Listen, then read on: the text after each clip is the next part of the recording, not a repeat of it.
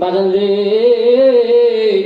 এই পৃথিবীর ভিতরে আসমানের নিচে যত বড় বড় তাফসীরের কিতাব আছে, সবচাইতে বড় তাফসীরের কিতাবের নাম তাফসীরে কাবীর। সেই তাফসীরে কাবীরের মধ্যে আল্লামা ফখরুদ্দীন রাজি রাহমাতুল্লাহি আলাইহি বলেন, আরে বাবাজি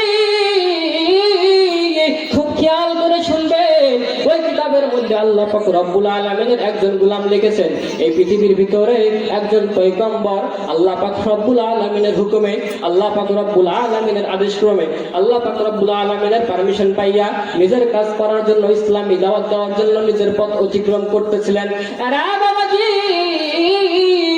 নিজের কাজে যখন নিজে যাইতেছিলেন, যাইতে যাইতে যাইতে যাইতে পথের মধ্যে দেখলেন বাবা পথের পাশে একটা কবর, ওই পথের পাশে কবরের ভিতরে কঠিন থেকে কঠিনতম আযাব হচ্ছে। আরে বন্ধু ওই কবরের ভিতরে আযাব দেখে, ওই কবরের মধ্যে আযাব দেখিয়া কাউকে কিছু বললেন না রে বাবা, নিজের কাজ করার জন্য নিজে চলে গেলেন। নিজের কাজ যখন সম্পাদন হইয়া গেল, কাজ শেষ হয়ে যাওয়ার পর যখন রিটার্নে আবার ওই রাস্তা দিয়ে আসতেছিলেন, রিটার্নে যখন আবার ওই রাস্তা দিয়ে আসতেছেন, আসতে আসতে মনে করলেন যে একটু আগে আমি যে কবরের মধ্যে আযাব দেখলাম, আমি আবার ওই কবরটা দেখব। একটু পরে যখন কবরটা দেখার জন্য ওই লোকটা গেল, ওই আল্লাহর পয়গম্বর যখন ওই কবরের কাছে গেল, দেখলেন ওই কবর আর কোনো আযাব নাই, কবর আল্লাহ জান্নাতের বিছানায় ঘুমায়। সুবহানাল্লাহ। পয়গম্বর যখন দেখলেন ওই কবরে কোনো আযাব নাই, কবরের মধ্যে যখন দেখলেন কোনো আযাব নাই, তখন আল্লাহকে ডাক দিয়ে বলেন, মালিক একটু আগে আমি যে কবরের মধ্যে আযাব দেখলাম, এখন কেন ওই কবরের মধ্যে আযাব নাই, আমি আপনার কাছে জানতে চাই। এবার আল্লাহ পাক রব্বুল আলামিন তাকে ডাক দিয়ে বলেন, পয়গম্বর একটু আগে আমি যে বান্দাকে জাহান্নামের শাস্তি দিচ্ছিলাম, কবরের আযাব দিচ্ছিলাম, ওই কবরের আল্লাহর বান্দার কেন আযাব নাই তুমি জানতে চাও? তবে আমি বলি, ওই বান্দাটা ছিল গুনাহগার, পৃথিবীতে এতটা পরিমাণ গুনাহ করছে, আমি আল্লাহ প্রতিশ্রুতি দিয়েছিলাম যে তাকে আমি জাহান্নামের আযাব ভোগ করাবো।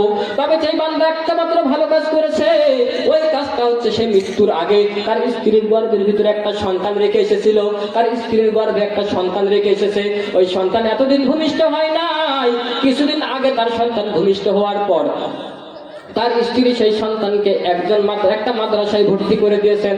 ওই মাদ্রাসার উস্তাদ যখন জানতে পারলে যে ওই ছোট্ট বাচ্চাটার বাবা নাই, তখন সর্বপ্রথম ওই ছোট্ট বাচ্চাটাকে একটা সবক দিলেন।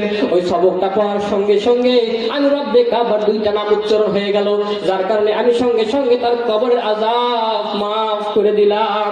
আর বন্ধু আমার আল্লাহর নবী ডাক দিয়ে বলেন, আল্লাহ গো আমি সেই দোয়াটা একটু জানতে চাই, কোন সে দোয়া, কোন দোয়ার কারণে আমার এই উম্মতের কবরের আযাব মাফ হইয়া গেল।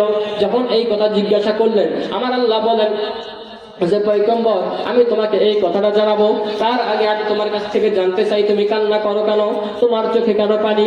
এই কথা যখন জিজ্ঞাসা করলেন, পয়গম্বর ডাক দিয়ে বলেন, আল্লাহ এই কথা জানতে চাই, কারণ এই কথা জানতে চাওয়ার কারণ হচ্ছে আমার প্রত্যেকটা উম্মতের সন্তান যদি মাদ্রাসায় লেখাপড়া করতো, তাইলে হয়তো এই দোয়াটা তারা জানতে পারতো, আর এই দোয়াটা জানতে পারলে আমার সমস্ত উম্মতের হয়তো বা জান্নাতে চলে যাইতো। বাবাজি আমার আল্লাহকে ডাক দিয়ে বলেন, আল্লাহ আর দেরি নয়, আপনি শুধু আমাকে বলেন ওই কোরআনের আয়াতটার নাম কি, ওই সবকটার নাম কি? আমার আল্লাহ বলেন, রব্বিরহামহুমা কামা রাব্বায়ানি সগীরা। সবাই বলে রব্বিরহামহুমা কামা রাব্বায়ানি সগীরা। আর বাবাজি